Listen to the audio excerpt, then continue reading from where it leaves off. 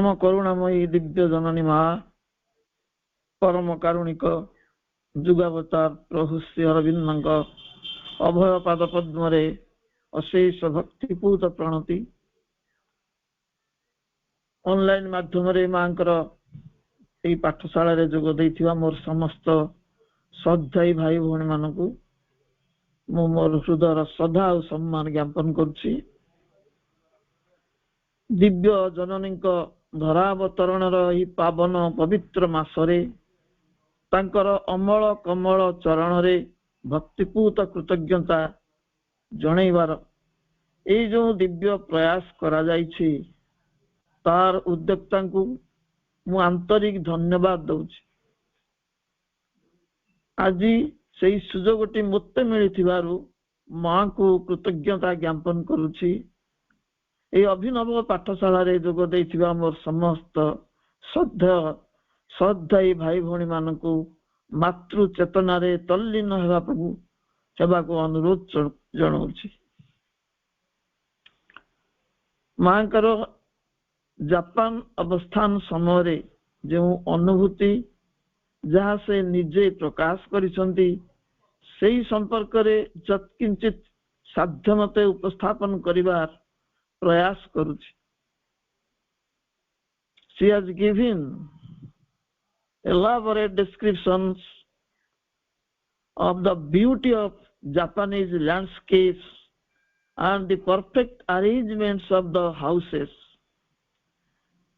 Japan संपर्क रे मांकर भव्य वर्णना रही वर्णना करछंदी सौंदर्यमयी जापान रो प्राकृतिक शोभा एवं सतिकार घर गुड़िकर सुविन्यस्त भाव रे जो अवस्थान मां फ्रांस रे अवस्थान कला बेले दिव्य दृष्टि रे देखंती चित्त विमोहनकारी जापान रो दृश्य जहाँ से सूक्ष्म दृष्टि रे देखिथिले जापान को आसी देखिले ताहा सत्य एवं वास्तव मां को प्रतीत होइतिला ताहा जेपरि कौनसी भौतिक जगतर दृश्य नुहे एक अतीन्द्रिय जगतर सूक्ष्म दर्शन मात्र मां जानिथिले सूक्ष्म दर्शन सही स्थान निश्चय केउटी ना केउटी एई भूमंडल उपरे विद्यमान ता होउची सेई सौरदीप्त देश सूर्योदयर देश जापान। 1916 मसीहा मार्च 14 तारिख रे मां लंडन रु जहाज जोगे जापान यात्रा करिथिले। सेठारे मे मासरे पहुंचले एवं 4 वर्ष से सुंदर देश रे अवस्थान करिथिले। जापान अवस्थान काल रे से टोकियो रे 1916 रु 1917 गोटे वर्ष एवं क्योटो रे 1917 रु 1920 3 वर्ष कटाइथिले। सेठारे डॉक्टर ओखावा एवं तांको स्त्री को संपर्क रे से आसीथिले। से माने थिले आध्यात्मिक व्यक्तित्व मां जापानी जीवन धारा ग्रहण करी नहीं थिले एवं जापानर जो विशेष पोशाक किमोनो परिधान करुथिले। जापानर उद्भिद जगत सह तांकर असाधारण अंतरंग संपर्क गढ़ी उठिथिला। सेठाकार प्राकृतिक चित्रपट एवं जनजीवन श्रृंखला सेमानकर त्यागनिष्ठता आज्ञावहता एवं आत्मोत्सर्ग भाव मां को खूब मुग्ध करथिला। जापान रो आबाल वृद्ध वनिता प्राण प्राचुर्य रे परिपूर्ण थिले। मां का पई अन्यतम आकर्षण थिला विविध वर्ण विभाग मंडित आइरिस और चेरी फुलर सुविस्तृत सुविन्यस्त उद्यान सब उद्यान मध्य क्षीण धारा नदी मानकर प्रवाह अति सुंदर थिला। धारे धारे आइरिस फुलर समारोह ଅସୁମାରୀ ଫୁଲରେ ଭରି ଉଠୁଥିବା ବୃକ୍ଷ ଗୁଡ଼ିକ ସର୍ବଦା ଊର୍ଦ୍ଧ୍ୱମୁଖୀ ସତେଅବା ପ୍ରାର୍ଥନାକୁ ପ୍ରେରଣ କରୁଛନ୍ତି ପ୍ରଭୁଙ୍କ ଉଦ୍ଦେଶ୍ୟରେ। ନଦୀର ଧାରେ ଧାରେ, ପର୍ବତର ସାନୁଦେଶରେ, ଦୀର୍ଘ ପ୍ରଶସ୍ତ ରାଜରାସ୍ତାର ପାର୍ଶ୍ୱ ଦେଶରେ ସୁସଜ୍ଜିତ ପୁଷ୍ପିତ ବୃକ୍ଷ ଶ୍ରେଣୀ ଆକର୍ଷଣର କେନ୍ଦ୍ରବିନ୍ଦୁ ଥିଲା। ପ୍ରତିଟି ଋତୁରେ ଫୁଲ ଏବଂ ପ୍ରତିଟି ଫୁଲ ପାଇଁ ସ୍ୱତନ୍ତ୍ର ଉଦ୍ୟାନ।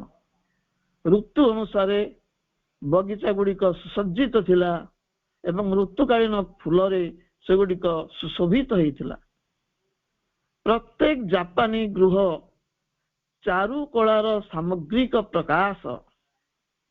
ପ୍ରତ୍ୟେକ ଗୃହାଙ୍ଗନରେ ପରିମିତ ବସ୍ତୁ ସବୁ ସଠିକ ସ୍ଥାନରେ ସୁସଜ୍ଜିତ ଓ ସୁବିନ୍ୟସ୍ତ ହେଇକି ରହିଥାଏ, ସତେ ଯେମିତି ଏକ ଚିତ୍ରଶାଳା। ଆମମାନଙ୍କ ଘରେ ଏହି ଜଡ଼ ଗୃହରେ ଜଡ଼ ବସ୍ତୁ ମାନଙ୍କର ସମାରୋହ, ଯାହା ଭିତରେ ଆମେ ସେ ବସ୍ତୁର ଭିଡ଼ ଭିତରେ ଆମେ ହଜିଯାଉ। କିନ୍ତୁ ଜାପାନର ଗୃହ ଗୁଡ଼ିକରେ ଏଭଳି ବସ୍ତୁର ବହୁଳତା ଦେଖିବାକୁ ମିଳେ ନାହିଁ। ସେଠାରେ ମାଙ୍କର ପ୍ରିୟ ବାନ୍ଧବୀ ଥିଲେ ଶ୍ରୀମତୀ ନବୁକୋ କୋବାୟାସୀ। ସେ ଥିଲେ ଅଧ୍ୟାତ୍ମ ସନ୍ଧାନୀ, ମାଙ୍କର ଅତି ଅନ୍ତରଙ୍ଗ ହୋଇ ପଡ଼ିଥିଲେ। ପରବର୍ତ୍ତୀ କାଳରେ ସେ ମଧ୍ୟ ପଣ୍ଡିଚେରୀ ଆଶ୍ରମ ପରିଦର୍ଶନ କରିଛନ୍ତି। ଶ୍ରୀମା ଟୋକିଓରେ ଅବସ୍ଥାନ କଲାବେଳେ ଓଖାୱା ଦମ୍ପତିଙ୍କ ସହିତ ଅତ୍ୟନ୍ତ ଘନିଷ୍ଠ ଥିଲେ। ଡକ୍ଟର ଓଖାୱା ଏକ ବିଶ୍ୱବିଦ୍ୟାଳୟର ପ୍ରଫେସର ଥିଲେ। ସେମାନେ ସମସ୍ତେ ଅଧ୍ୟାତ୍ମ ଅନୁରାଗୀ। ଜାପାନରେ ଅଳ୍ପ କେତେ ଜଣ ବ୍ୟକ୍ତି ଆଧ୍ୟାତ୍ମିକ ଥିଲେ, ସମସ୍ତେ ନୁହନ୍ତି। ସେ କଥା ପରେ ମା ପ୍ରକାଶ କରିଛନ୍ତି। ସୂର୍ଯ୍ୟୋଦୟର ଦେଶ ଜାପାନ। ଏହାର ଅଧିବାସୀ ମାନେ ନାତି ଦୀର୍ଘ ଅର୍ଥାତ୍ ଦୀର୍ଘକାୟ ନୁହନ୍ତି। ତାର କାରଣ ମା ଆବିଷ୍କାର କରିଥିଲେ। ଜାପାନୀ ମୃତ୍ତିକାରେ ଚୂନର ଅଭାବ ଏବଂ ଜାପାନୀ ମାନେ ସାଧାରଣତଃ ଦୁଗ୍ଧପାନରୁ ବଞ୍ଚିତ।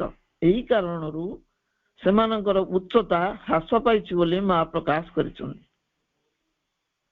ଭୂମିକମ୍ପର ପ୍ରକୋପ ଯୋଗୁଁ ଜାପାନୀ ମାନେ ସୁଉଚ୍ଚ ଅଟ୍ଟାଳିକାରେ ବାସ କରିବା ସୌଭାଗ୍ୟରୁ ବଞ୍ଚିତ ଥିଲେ।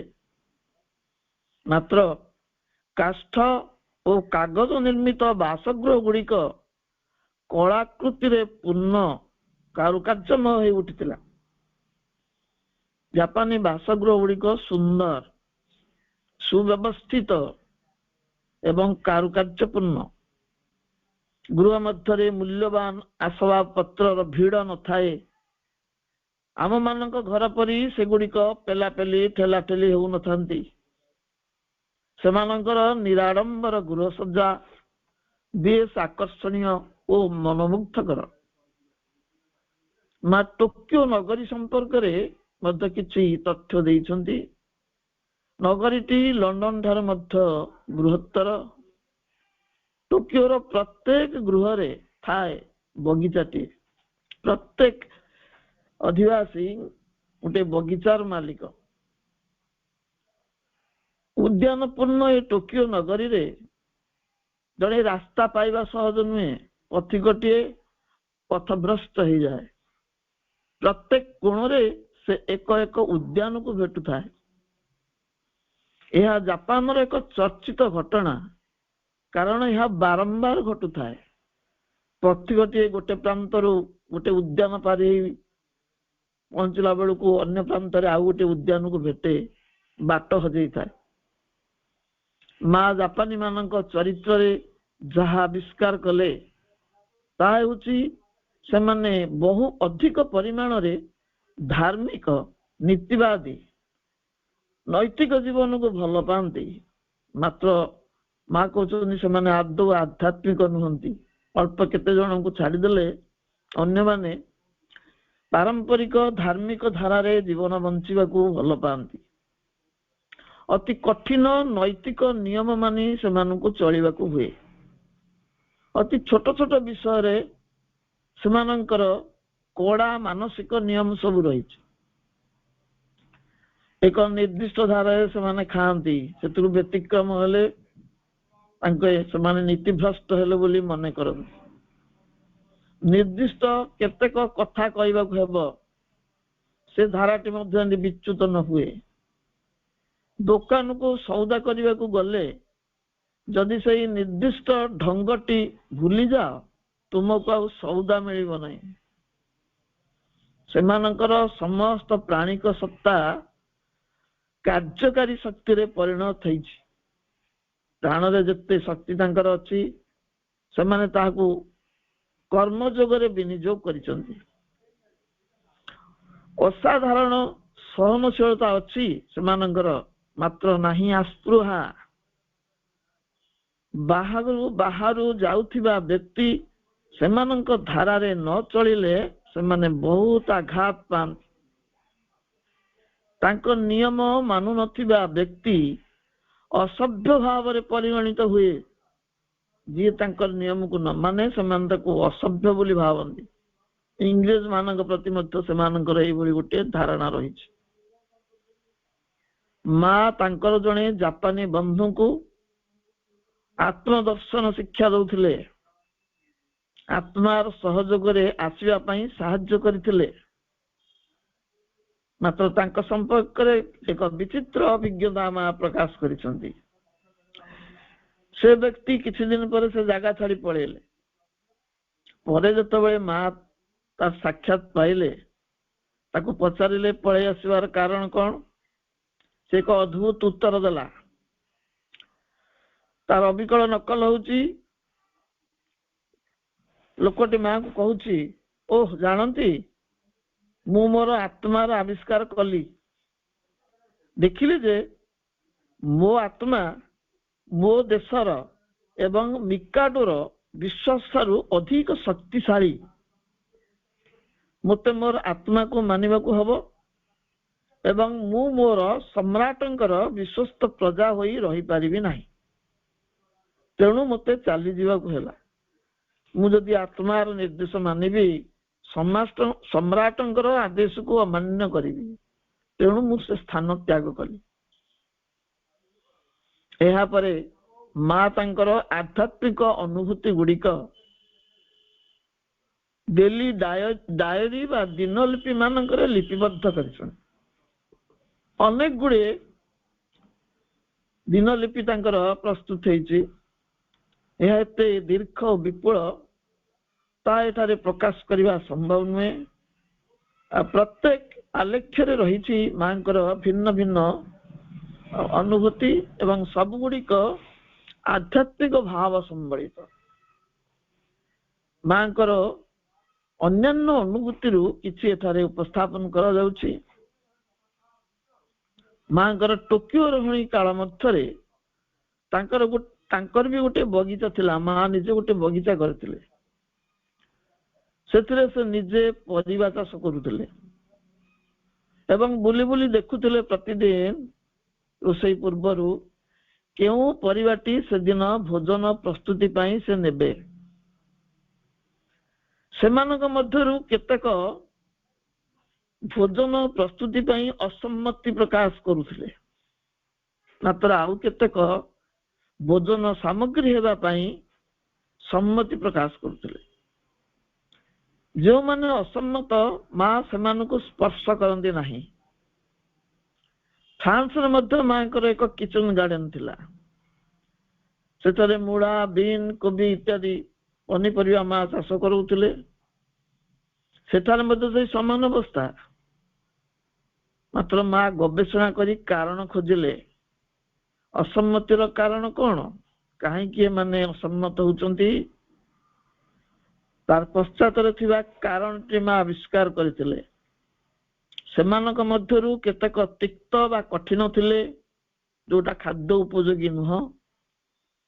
ଆଉ କେତେକ ପରିପକ୍ୱ ଅବସ୍ଥାକୁ ଆସିନଥିଲେ, ଖାଦ୍ୟ ପାଇଁ ଉପଯୋଗୀ ନୁହନ୍ତି। ଏବଂ ଦିନେ ଦୁଇ ଦିନ ଅପେକ୍ଷା କରାଯାଇପାରେ। ଅପେକ୍ଷା କଲା ପରେ ସେମାନେ ପ୍ରସ୍ତୁତ ହୋଇ ସମ୍ମତି ପ୍ରଦାନ କରୁଥିଲେ। ଏଥିରୁ ଆମେ କେଉଁ ସତ୍ୟଟି ଆବିଷ୍କାର କରୁଛେ? ଏଥିରୁ ସ୍ପଷ୍ଟ ହୁଏ ଯେ ମାଙ୍କର ଚେତନା କିଭଳି ସ୍ଥୂଳ ଜଡ଼ବସ୍ତୁ ଅଭ୍ୟନ୍ତରକୁ ପ୍ରବେଶ କରି ସେମାନଙ୍କର ସୁବିଧା ଅସୁବିଧା ସାମର୍ଥ୍ୟ ଅସାମର୍ଥ୍ୟ ତାକୁ ସବୁ ବୁଝିପାରୁଥିଲା। ଆମେ ଜାଣିଛେ ପଣ୍ଡିତରେ ଥିଲାବେଳେ ବୃକ୍ଷ ସହିତ ମାଙ୍କର ଚେତନା ଏକୀଭୂତ ହଉଥିଲା। ଆଶ୍ରମରେ ବ୍ୟବହୃତ ପଦାର୍ଥ ମାନଙ୍କ ସହିତ ତାଙ୍କ ଚେତନା ଏକୀଭୂତ ହଉଥିଲା। ଆମେ ଜାଣିଛେ ଅରଭିଲ ବର ଗଛଟି କେମିତି ମାଙ୍କୁ ପ୍ରାର୍ଥନା କରିଥିଲା ତାକୁ ନ କାଟିବା ପାଇଁ। ବାଲଟି କେମିତି କମ୍ପ୍ଲେନ କରିଥିଲା ଏବଂ ଅଳିଆ ଆବର୍ଜନାର କଥା ମଧ୍ୟ ମା ଶୁଣୁଥିଲେ। ସେମାନଙ୍କୁ ମଧ୍ୟ ଇଗ୍ନୋର କରୁନଥିଲେ, ଅବଜ୍ଞା କରୁନଥିଲେ।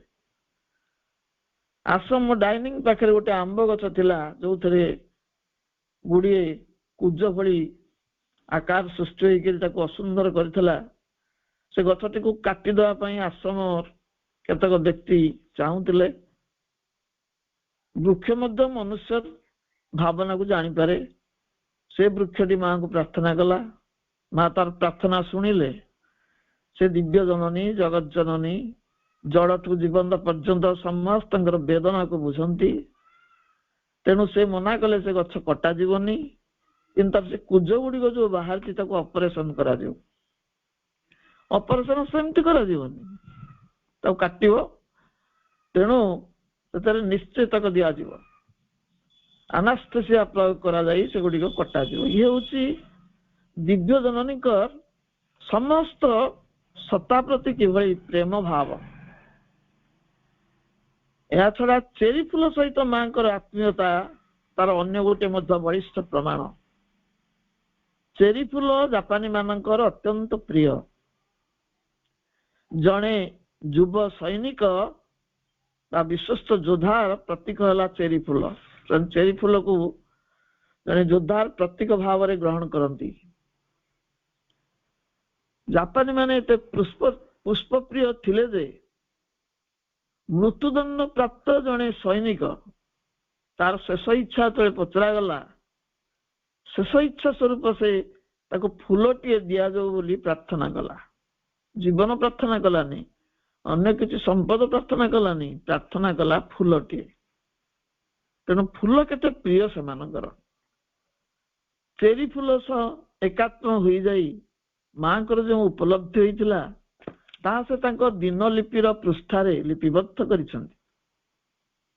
ମା ଗୋଟିଏ ଚେରି ଫୁଲ ସହ ଏକାଗ୍ର ହେଇଗଲେ। ଖାଲି ଗୋଟିଏ ନୁହଁ, ତା ମାଧ୍ୟମରେ ଯାବତୀୟ ଚେରି ଫୁଲର ଅଭ୍ୟନ୍ତରକୁ ସେ ପ୍ରବେଶ କରିଗଲେ। ସେ ହୋଇ ଉଠିଲେ ଗୋଟିଏ ଚେରି ଗଛ ସ୍ୱୟଂ। ତାଙ୍କର ବାହୁତୁଲ୍ୟ ଶାଖା ପ୍ରଶାଖା ମାନ ଆକାଶ ଅଭିମୁଖେ ପୁଷ୍ପର ଅର୍ଘ୍ୟ ନେଇ ପ୍ରସାରିତ ହେଇଗଲା। ତାଙ୍କୁ ଲାଗିଲା ସେ ଗୋଟେ ଗଛ ହେଇଯାଇଛନ୍ତି, ଚେରି ଗଛ, ଏବଂ ତାଙ୍କର ଅନେକ ଶାଖା ପ୍ରଶାଖା ବାହୁତୁଲ୍ୟ ଆକାଶକୁ ଉର୍ଦ୍ଧାୟିତ ହେଇଛି, ପ୍ରସାରିତ ହେଇଛି। ସେତେବେଳେ ସେ ଶୁଣିଲେ ଗୋଟେ ବାଣୀ, ତୁମେ ଚେରି ଗଛର ଆତ୍ମା ସହ ନିଜକୁ ଏକ କରିଦେଇଛ। ସେଥିପାଇଁ ତୁମେ ଆବିଷ୍କାର କରିପାରିଛ ଯେ ଭଗବାନ ସ୍ୱୟଂ ଊର୍ଦ୍ଧ୍ୱକୁ ଆକାଶ ଆଡେ ଚାହିଁ ଫୁଲମାନଙ୍କର ପ୍ରାର୍ଥନାର ଅର୍ଘ୍ୟ ପ୍ରଦାନ କରୁଛନ୍ତି। ନିଜେ ଭଗବାନ ସେ ଅର୍ଘ୍ୟକୁ ଆକାଶ ଦିଗକୁ ପ୍ରେରିତ କରୁଛନ୍ତି। ଜାପାନ ଅବସ୍ଥାନ କାଳରେ ମା ବିଶିଷ୍ଟ ରୁଷୀୟ ଲେଖକ ଟଲଷ୍ଟୟଙ୍କର ପୁତ୍ରଙ୍କୁ ଭେଟିଥିଲେ। ସେ ମାନବ ଐକ୍ୟ ପ୍ରସାର ନିମିତ୍ତ ପୃଥିବୀ ଭ୍ରମଣ କରୁଥିଲେ। ତାଙ୍କ ସହିତ ତାଙ୍କର ଏ ସମ୍ପର୍କରେ ମଧ୍ୟ ଅନେକ ଆଲୋଚନା ହେଇଥିଲା।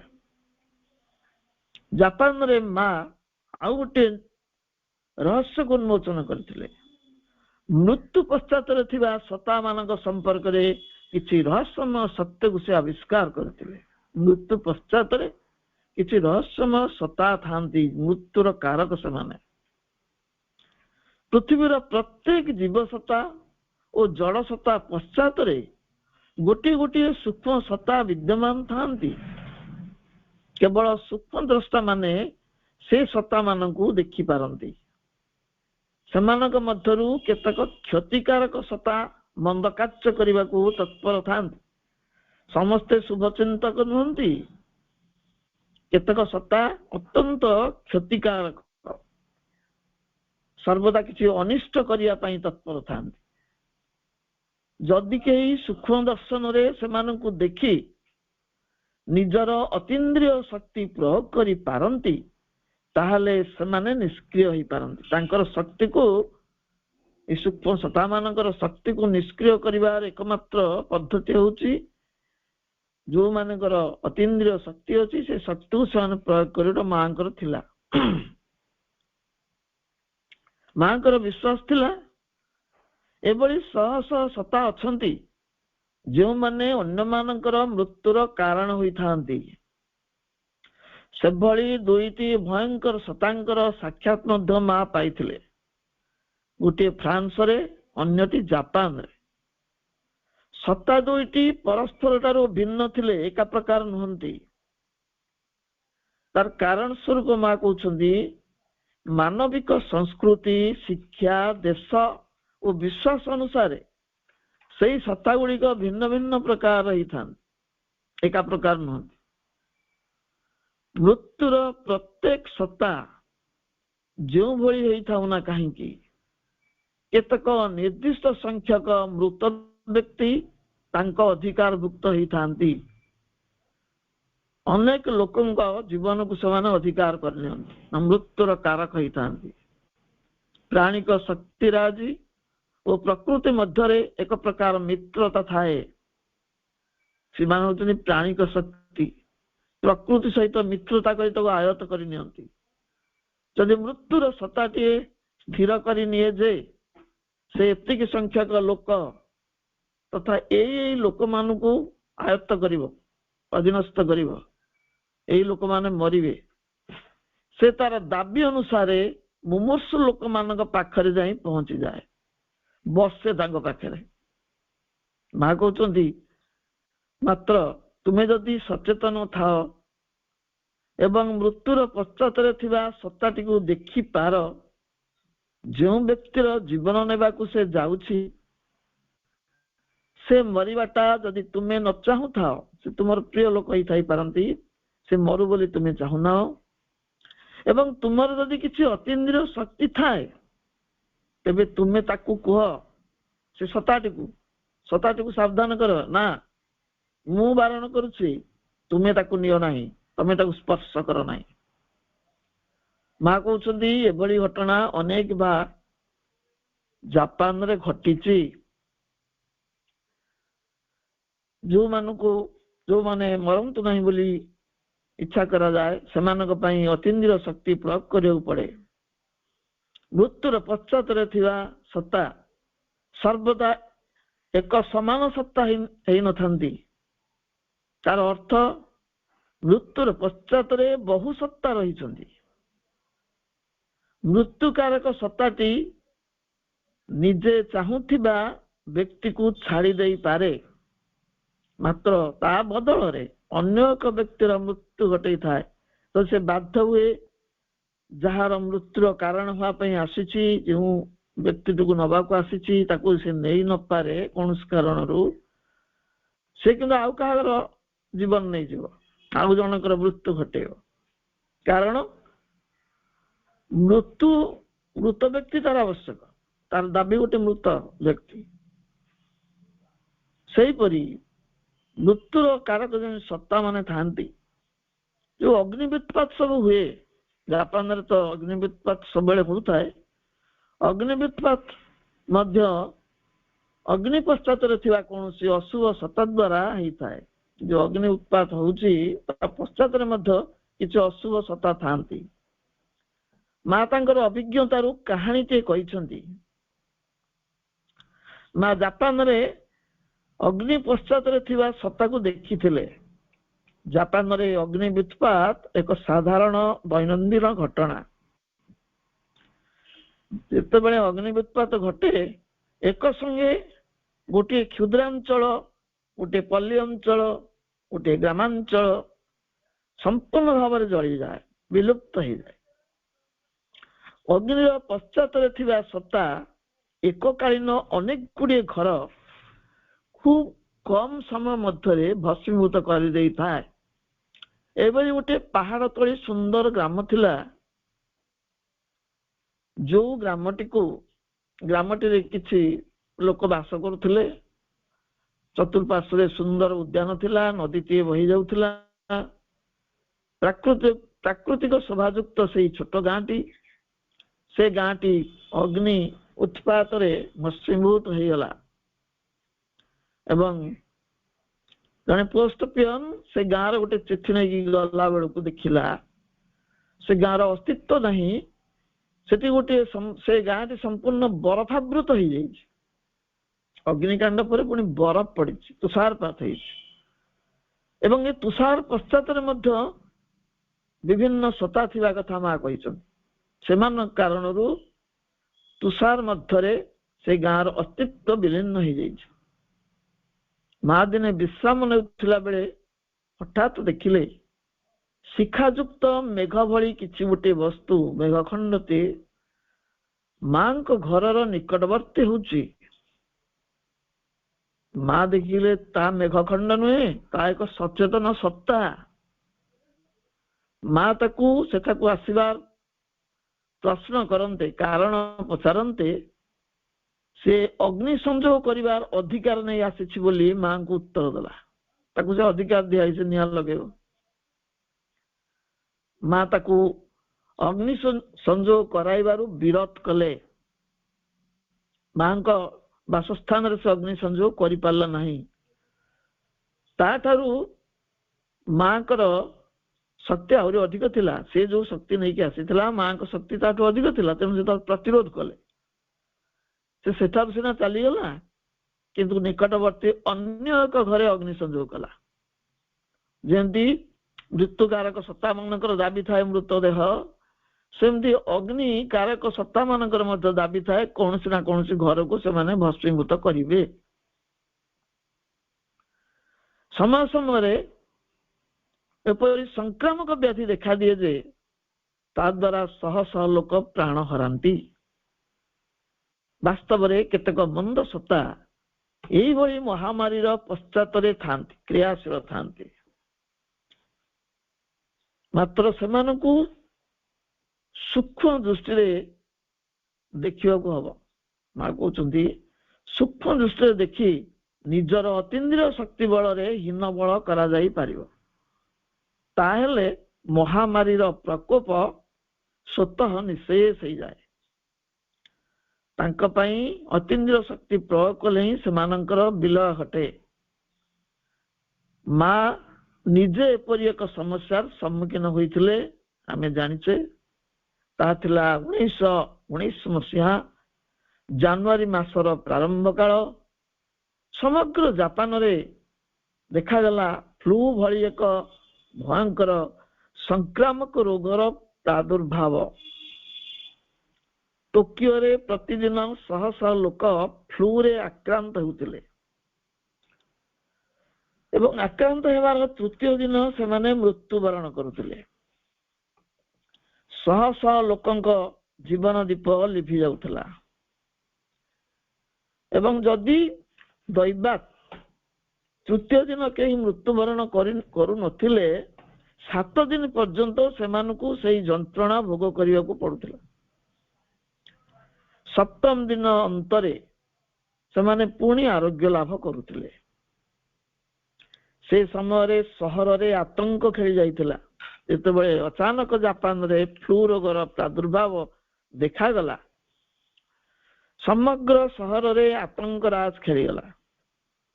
ଜାପାନରେ ସହଜରେ କୌଣସି ରୋଗର ପ୍ରାଦୁର୍ଭାବ ଦେଖାଯାଏ ନାହିଁ। ଏଟା ଗୋଟେ ନୂତନ ଘଟଣା ଘଟିଥିଲା।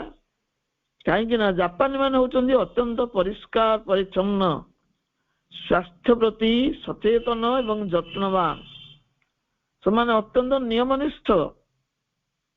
ତେଣୁ ସେଠି ରୋଗ ବ୍ୟାପିବାର କୌଣସି ସମ୍ଭାବନା ନଥାଏ। ପରିଷ୍କାର ପରିଚ୍ଛନ୍ନ ସେମାନେ ପରିବେଶକୁ ପରିଷ୍କାର ରଖନ୍ତି। ଦୂଷିତ ପରିବେଶ ସୃଷ୍ଟି ହୁଏ ନା। ତେଣୁ ଏ ରୋଗର ସଠିକ କାରଣ ସେମାନେ ଜାଣିପାରିଲେନି। ତେଣୁ ଏ ରୋଗ ସେଠାରେ ଏକ ମହା ଦୁର୍ଘଟଣା ସଦୃଶ ପ୍ରତୀତ ହେଲା, ଗୋଟେ ଆକ୍ସିଡେଣ୍ଟ। ସବୁଆଡେ ଭୟଙ୍କର ଭୀତିର ବାତାବରଣ। ସମସ୍ତେ ପ୍ରାୟ ଏକ ପ୍ରକାର ମୁଖା ବ୍ୟବହାର କରୁଥିଲେ, ଯେମିତି ଆମର ଏଠି ଯୋଉ ଆସିଥିଲା କରୋନା, ମୁଖା ପିନ୍ଧିବାକୁ ପଡୁଥିଲା, ଠିକ ସେମିତି ସଂକ୍ରାମକ ଫ୍ଲୁ ରୋଗରୁ ରକ୍ଷା ପାଇବା ପାଇଁ ପ୍ରତ୍ୟେକ ମୁଖରେ ମୁଖା ବ୍ୟବହାର କରୁଥିଲେ। ମା ଜଣଙ୍କ ସହିତ ବାସ କରୁଥିଲେ, ତାଙ୍କ ସହିତ ଆଉ ଜଣେ ଲୋକ ରହୁଥିଲେ। ସେ ଲୋକଟି ଆତଙ୍କିତ ହେଇକି ବାରମ୍ବାର ମାଙ୍କୁ ରୋଗଟି ସମ୍ପର୍କରେ ପ୍ରଶ୍ନ କରୁଥିଲେ। ମା ଚାହୁଁଥିଲେ ସେ ପ୍ରଶ୍ନକୁ ଏଡେଇ ଯିବା ପାଇଁ, ରୋଗ ସମ୍ପର୍କରେ କିଛି ଚିନ୍ତା କରିବାକୁ ସେ ଇଚ୍ଛା କରୁନଥିଲେ। ମା ତାଙ୍କର ପ୍ରତିରକ୍ଷା ଶକ୍ତି ବଳରେ ନିଜକୁ ସୁରକ୍ଷିତ ରଖିପାରିଥିଲେ। ରୋଗ ବିଷୟରେ କିଛି ଚିନ୍ତାକୁ ସେ ପ୍ରଶ୍ରୟ ଦେଉନଥିଲେ। ମାତ୍ର ଲୋକଟି ତାଙ୍କର ସବୁ ପ୍ରଶାନ୍ତିକୁ ଭଗ୍ନ କଲା। ସେ ବାରମ୍ବାର ପ୍ରଶ୍ନ କଲା, କାହିଁକି ସେ ରୋଗଟି ହେଇଛି, ଏ ରୋଗଟି ହେଲେ କାହିଁକି ଲୋକ ମରୁଛନ୍ତି, ଏଇଟା କି ରୋଗ? ଅନେକ ପ୍ରକାର ପ୍ରଶ୍ନ ସେ ମାଙ୍କୁ ପଚାରି ବିବ୍ରତ କରୁଥାଏ। ଦିନେ ମାଙ୍କୁ ସହରର ଅନ୍ୟ ପ୍ରାନ୍ତରେ ଥିବା ଜଣେ ଭଦ୍ର ମହିଳାଙ୍କୁ ସାକ୍ଷାତ କରିବା ପାଇଁ ଟ୍ରାମ ଯୋଗେ ଯିବାକୁ ପଡିଲା। ଟ୍ରାମର ଲୋକମାନେ ସବୁ ମୁଖା ପିନ୍ଧିଥାନ୍ତି। ଟ୍ରାମ ମଧ୍ୟରେ ଏକ ଭୀତିର ବାତାବରଣ ଘେରି ରହିଥାଏ, ଅତ୍ୟନ୍ତ ଗମ୍ଭୀର ଭୟପ୍ରଦ ବାତାବରଣ। ସମସ୍ତଙ୍କ ମୁଖ ଭୟାର୍ତ୍ତ। ଆଉ ମା କହିଛନ୍ତି, ଭୟ ଏକ ଅଶୁଦ୍ଧତା, ଭୟ ହିଁ ରୋଗକୁ ଆକର୍ଷଣ କରେ। ଆଉ ଏଇ ରୋଗ ବ୍ୟାପିବା କାରଣ ହଉଛି ଜାପାନୀ ମାନଙ୍କ ଭିତରେ ହଠାତ୍ ଏଇ ରୋଗରେ ଆକ୍ରାନ୍ତ ହେଉଥିବାରୁ ଏବଂ ମୃତ୍ୟୁ ବରଣ କରୁଥିବାରୁ ଭୟ ସେମାନଙ୍କୁ ଘାରିଥାଏ। ଭୟ କାରଣରୁ ଅନେକ ରୋଗାକ୍ରାନ୍ତ ହେଉଥାନ୍ତି। ତେଣୁ ସେ ଟ୍ରାମ ମଧ୍ୟରେ ମଧ୍ୟ ଭୀତିର ବାତାବରଣ ଘେରି ରହିଥାଏ। ସେତେବେଳେ ମାଙ୍କ ମନରେ ରୋଗଟି କଣ ବୋଲି ପ୍ରଶ୍ନଟିଏ ଉଙ୍କି ମାରିଲା। ବାରମ୍ବାର ସେ ଲୋକଟି ପ୍ରଶ୍ନ କରୁଥିଲା, ଏ ରୋଗଟା କଣ, ଏ ରୋଗଟା କଣ?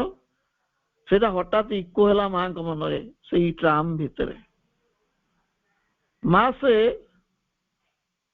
ମହିଳାଙ୍କ ସହିତ 1 ଘଣ୍ଟା ବିତେଇଥିଲେ। ମାଙ୍କ ମନରେ ଯୋଉ ରୋଗଟି କଣ ବୋଲି ପ୍ରଶ୍ନ ହେଲା, ମା ଯୋଉ ମହିଳାଙ୍କ ସହିତ 1 ଘଣ୍ଟା ବିତେଇଥିଲେ, ସେଠୁ ସ୍ୱସ୍ଥାନକୁ ଫେରିଲେ। ଯୋଉ ସହର ପ୍ରାନ୍ତରେ ଅପର ପ୍ରାନ୍ତରେ ଯାହାଙ୍କୁ ଭେଟିବାକୁ ଯାଇଥିଲେ, ତାଙ୍କ ସହିତ ସେ ଘଣ୍ଟାଟିଏ ବିତେଇଲେ ଏବଂ ସ୍ୱସ୍ଥାନକୁ ଫେରିଲେ। ମାତ୍ର ସାଥିରେ ସେଇ ଭୟଙ୍କର ରୋଗଟିକୁ ନେଇ ଆସିଲେ, ଶତ୍ରୁଟିକୁ ନେଇ ଆସିଲେ। ଫ୍ଲୁ ରୋଗଟି ତାଙ୍କ ସହିତ ଆସିଗଲା। ସେଇ ସନ୍ଧ୍ୟାରେ ମାଙ୍କୁ ଭୀଷଣ ଜ୍ୱର ହେଲା। ଡାକ୍ତର ଡକା ହେଇକି ଆସିଲେ, ଯଦିଓ ମା ତାଙ୍କୁ ଡକେଇ ନଥିଲେ। ମା ଡାକ୍ତର କିମ୍ବା ଔଷଧରେ ବିଶ୍ୱାସ କରୁନଥିଲେ, ମା ଯୋଗ ଶକ୍ତିରେ, ଆତ୍ମଶକ୍ତିରେ ହିଁ ବିଶ୍ୱାସ କରୁଥିଲେ। ଡାକ୍ତର ଆସିଗଲେ। ଡାକ୍ତର ମାଙ୍କୁ ୟୁରୋପର ସର୍ବଶ୍ରେଷ୍ଠ ପ୍ରତିଷେଧକ ଔଷଧ ଦେବାକୁ ଚାହିଁଲେ, ଯୋଉଟା ଫ୍ଲୁର ପ୍ରତିଷେଧକ। ତାଙ୍କ ପାଖରେ ଅଳ୍ପ କେତୋଟି ପ୍ୟାକେଟ ମାତ୍ର ଥିଲା। କରୁଣାମୟୀ ମା ସେ ଔଷଧକୁ ନିଜ ପାଇଁ ଚାହିଁଲେନି। ଯେଉଁମାନଙ୍କର ଔଷଧ ଆବଶ୍ୟକ, ଯେଉଁମାନେ ମୁମୂର୍ଷୁ, ଯେଉଁମାନେ ମରିବା ପାଇଁ ଯାଉଛନ୍ତି, ସେଇମାନଙ୍କୁ ସେ ଔଷଧ ଗୁଡ଼ିକ ଦାନ କରିଦେବା ପାଇଁ କହିଲେ। ବ୍ୟକ୍ତି ଜଣକ ଅପ୍ରସ୍ତୁତ ହେଲେ। ଯେତେବେଳେ ବ୍ୟକ୍ତି ନିଜେ ଅପ୍ରସ୍ତୁତ ହେଇଯାଏ, ରୋଗର ଆକ୍ରମଣ ଦ୍ରୁତ ହେଇଥାଏ। ଯେଉଁ ଅସୁସ୍ଥତା ଜୀବାଣୁ ଜନିତ ହେଇଥାଏ, ସେଗୁଡ଼ିକ କିଛି ଦିନ ଶରୀର ମଧ୍ୟରେ ଅବସ୍ଥାନ କରିଥାଏ। ସଚେତନ ବ୍ୟକ୍ତିର ଚେତନା ସେଇ ଅସୁସ୍ଥତା ମଧ୍ୟରେ ପ୍ରବେଶ କରି ରୋଗ ସହିତ ସଂଗ୍ରାମ କରେ। ବ୍ୟକ୍ତି ଯେତେବେଳେ ପ୍ରଥମେ ରୋଗାକ୍ରାନ୍ତ ହୁଏ, ଯଦି ସେଟା ଜୀବାଣୁ ଜନିତ ହେଇଥାଏ, ସେ ରୋଗ ଜୀବାଣୁ ତା ଶରୀରରେ କିଛି ଦିନ ରହନ୍ତି, ପାଗ ଯୋଗ ଦେଖିକି ପ୍ରକୋପ ଦେଖେଇବେ।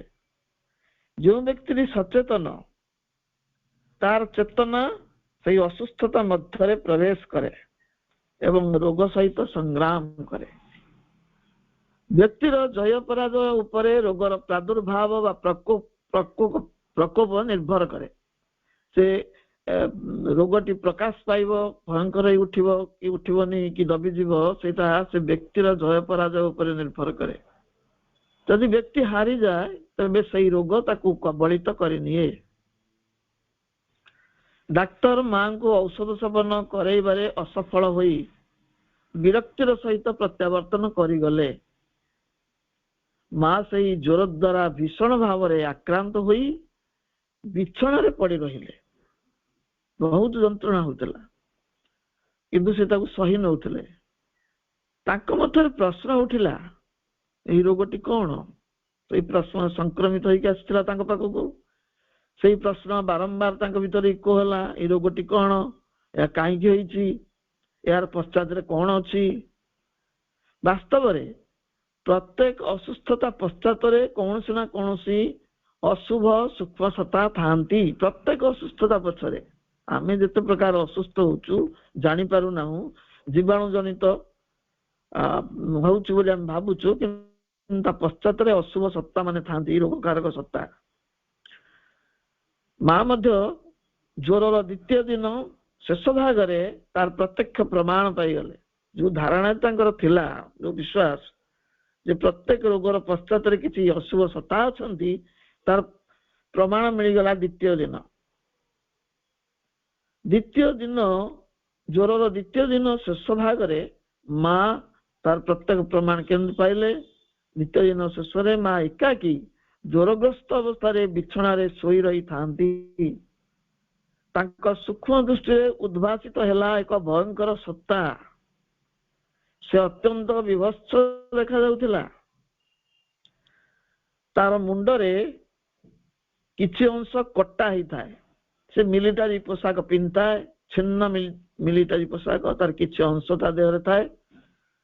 ସେ ମାଙ୍କ ବକ୍ଷ ଉପରକୁ ଲମ୍ଫ ଦେଇ ତାର ଅଧା ମୁଣ୍ଡ ଦ୍ୱାରା ମାଙ୍କ ଜୀବନୀ ଶକ୍ତିକୁ ଶୋଷଣ କରିବାକୁ ଆରମ୍ଭ କଲା। ମା ଉପଲବ୍ଧି କଲେ ତାଙ୍କର ଜୀବନୀ ଶକ୍ତି କ୍ରମଶଃ ହ୍ରାସ ହେଇ ଆସୁଛି, କିନ୍ତୁ ସେ ବିଚଳିତ ହେଲେ ନାହିଁ, ଭୀତତ୍ରସ୍ତ ହେଲେ ନାହିଁ। ମା ପୁଣି କଣ ଡରିବେ? ସେ ଅବିଚଳିତ ରହି ନିଜର ଅତୀନ୍ଦ୍ରିୟ ଶକ୍ତିକୁ, ଯୋଗ ଶକ୍ତିକୁ ଆହ୍ୱାନ କଲେ। ଏକ ଭୟଙ୍କର ସଂଗ୍ରାମ ଆରମ୍ଭ ହେଲା। ମା ତାଙ୍କର ସମସ୍ତ ଶକ୍ତି ପ୍ରୟୋଗ କରି ତାକୁ ଖୁବ ଜୋର ଗୋଟେ ଝଟକା ଦେଲେ, ଠେଲି ଦେଲେ। ସେ ଛିଟକି ପଡିଲା। ମାଙ୍କର ଯୋଗ ଶକ୍ତି ଏତେ ପ୍ରଖର ଥିଲା, ସେ ଶକ୍ତିର ଚାପରେ ସେ ବହୁତ ଦୂରକୁ ଛିଟକି ପଡିଲା ଏବଂ ଭୟଭୀତ ହୋଇ ପଳାୟନ କଲା। ମା ଉପଲବ୍ଧି କରିଥିଲେ ଅସୁସ୍ଥତା ସେଇ ସବୁ ସତ୍ତା ମାନଙ୍କ ଦ୍ୱାରା ସଂଗଠିତ ହୁଏ ଯେଉଁମାନେ ନିଜ ଶରୀରରୁ ନିକ୍ଷିପ୍ତ ହେଇଥାନ୍ତି। ଅନିଚ୍ଛା ସତ୍ତ୍ୱେ ଯେଉଁମାନଙ୍କର ପ୍ରାଣ ସତ୍ତା ଶରୀରରୁ ବିଚ୍ଛିନ୍ନ ହେଇଯାଏ, ସେଇମାନେ ଏଇଭଳି ଭୟଙ୍କର ସତ୍ତାରେ ପରିଣତ ହୁଅନ୍ତି। ପ୍ରଥମ ବିଶ୍ୱଯୁଦ୍ଧର ଶେଷ ଭାଗର କିଛି ଦୃଶ୍ୟ ସମ୍ବନ୍ଧରେ ମା କହୁଛନ୍ତି ଯେ ସମସ୍ତ ପ୍ରକାର ଅସୁସ୍ଥତା ସେଇ ସବୁ ସତ୍ତା ମାନଙ୍କ ଦ୍ୱାରା ସଂଗଠିତ ହୋଇଥାଏ ଯେଉଁମାନେ ନିଜ ଶରୀରରୁ ନିକ୍ଷିପ୍ତ ହେଇଥାନ୍ତି। ଯୁଦ୍ଧ ସମୟରେ ଲୋକମାନେ ଟ୍ରେଞ୍ଚ ଭିତରେ ଆଶ୍ରୟ ନେଇଥାନ୍ତି ଏବଂ ବୋମା ଦ୍ୱାରା ମୃତ୍ୟୁବରଣ କରୁଥାନ୍ତି। ପ୍ରଥମ ବିଶ୍ୱଯୁଦ୍ଧର ଭୟଙ୍କର ଘଟଣା, ସେତେବେଳେ ମୃତ୍ୟୁବରଣ କରୁଥାନ୍ତି ବହୁ ଲୋକ ଟ୍ରେଞ୍ଚ ଭିତରେ ବି। ଖୁବ ସ୍ୱାସ୍ଥ୍ୟବାନ ବ୍ୟକ୍ତିମାନେ ଶରୀରରୁ ନିକ୍ଷିପ୍ତ ହେଲା ପରେ ଯେଉଁମାନେ ସୁସ୍ଥ ସବଳ,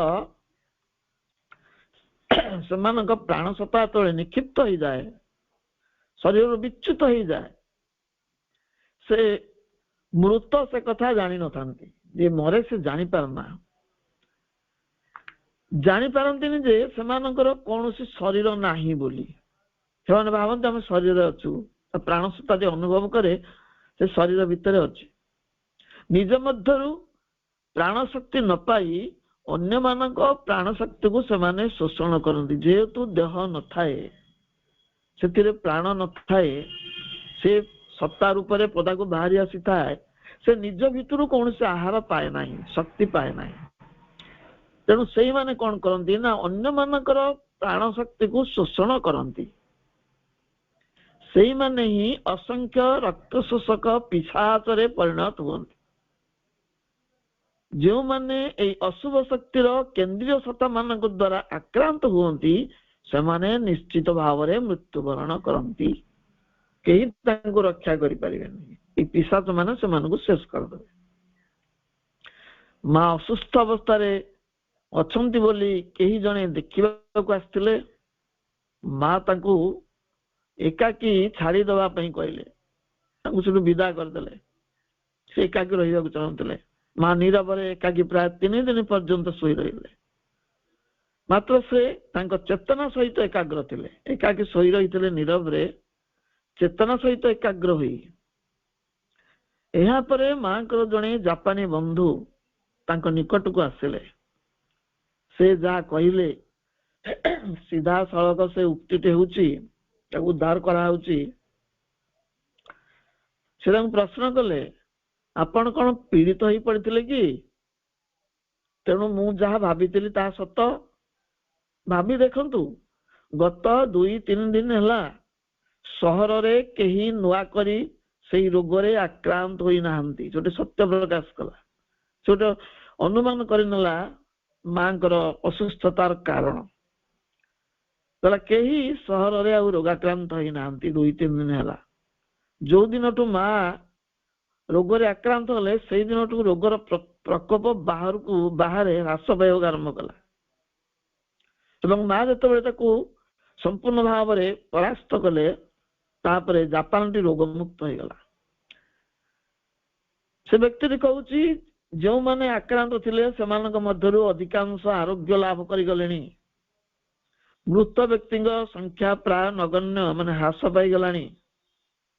ବର୍ତ୍ତମାନ ସେ ରୋଗ ଶେଷ ହୋଇଯାଇଛି। ତାହା ବର୍ତ୍ତମାନ ସମ୍ପୂର୍ଣ୍ଣ ଆୟତ୍ତାଧୀନ। ତାର କୌଣସି ଦୌରାତ୍ମ୍ୟ ଆଉ ଦେଶରେ ଦେଖାଯାଉନାହିଁ, ସହରରେ ଦେଖାଯାଉନାହିଁ। ଏହାର ତାତ୍ପର୍ଯ୍ୟ ଆମେ ପ୍ରାୟ ଉପଲବ୍ଧି କରିପାରୁଥିବା। କରୁଣାମୟୀ ଦିବ୍ୟ ଜନନୀ ନିଜ ସନ୍ତାନ ମାନଙ୍କ ପାଇଁ ଏ କ୍ଲେଶ ବରଣ କରିଥିଲେ। ମାହାଳିଆରେ ଶ୍ରୀ ଅରବିନ୍ଦ କହିଛନ୍ତି ପ୍ରକୃତିର ଆତ୍ମବଳି। ମାଙ୍କୁ ଉପଲକ୍ଷ କରି ସେଇ ରୋଗକାରକ ଅଦୃଶ୍ୟ ଅଶୁଭ ସତ୍ତାମାନଙ୍କ ସହିତ ଅନ୍ତରାଳ ଜଗତରେ ସେ ହିଁ ସଂଘର୍ଷ କରିଥିଲେ। ତାହା କାହାକୁ ଦେଖାଯିବ ନାହିଁ। ରୋଗକାରକ ସତ୍ତାମାନଙ୍କ ସହିତ ମାଙ୍କର ନିରବଚ୍ଛିନ୍ନ ସଂଘର୍ଷ ହେଇଥିଲା। 3 ଦିନ ଧରି ସେ ସେଇ ସଂଘର୍ଷରେ ବ୍ୟାପୃତ ଥିଲେ। ସେମାନଙ୍କୁ ପରାସ୍ତ କରି ସମଗ୍ର ଜାପାନକୁ ନୂତନ ପ୍ରାଣ ମା ହିଁ ପ୍ରଦାନ କରିଥିଲେ। ଜାପାନୀ ସମ୍ବାଦପତ୍ର ଗୁଡ଼ିକ ମଧ୍ୟ ସେଇ ବିସ୍ମୟକର ଘଟଣାକୁ ପ୍ରକାଶ କରିଥିଲେ। ମା କହୁଛନ୍ତି, ଔଷଧ ପୁଡ଼ିଆ ଠାରୁ ସଚେତନ ରହିବା ନିଶ୍ଚିତ ଭାବରେ ବହୁ ଫଳପ୍ରଦ। ଏଇଟା ସମସ୍ତଙ୍କ ପାଇଁ ଗୋଟେ ଜେନେରାଲ ବାର୍ତ୍ତା। ଆମେ ଔଷଧ ଉପରେ ବେଶୀ ବିଶ୍ୱାସ କରୁ, ସଚେତନତା ଭୁଲି ଯାଉ। ମା କହୁଛନ୍ତି ସଚେତନ ରହିବା ଔଷଧଠୁ ବେଶୀ ଫଳପ୍ରଦ। ଏବଂ ପ୍ରାର୍ଥନା ବି କରାଯାଇପାରେ। Prayer is better then pills. ପ୍ରାର୍ଥନା ହେଉଛି ବଟିକାଠୁ ଆହୁରି ଶକ୍ତିଶାଳୀ। ଧ୍ୟାନ ବି କରାଯାଇପାରେ। Meditation is better then medication. ଶରୀରକୁ ଔଷଧୀକରଣ କରିବା ଅପେକ୍ଷା ଧ୍ୟାନ ହେଉଛି ଶତଗୁଣେ ଶ୍ରେୟସ୍କର। and